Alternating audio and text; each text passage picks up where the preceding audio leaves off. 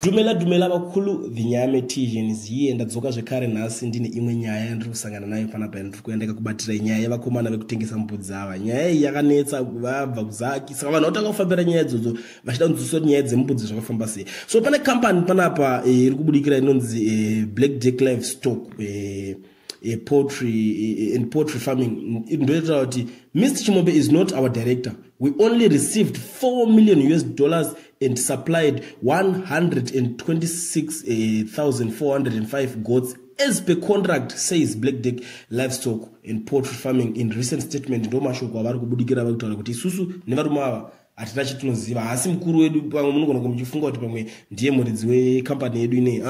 Isusu panapa takangoita business naye akatipa 4 million tikatambidzana naye mbudzi dzaangawira tikatobudana. Ndo mashoko abva neku Black Duck Livestock. Amene okuti imimi muri Zimbabwe makada kuitarisa nyaya iyi kwayakuenda kwezvinezvi muri kuona kunge pane chimungu here apo kana kuti muri kuona kunge pane munhu achapinda business nyaya yembudzi here kana kuti zvakatovharana. Tell me what you think in the comment section.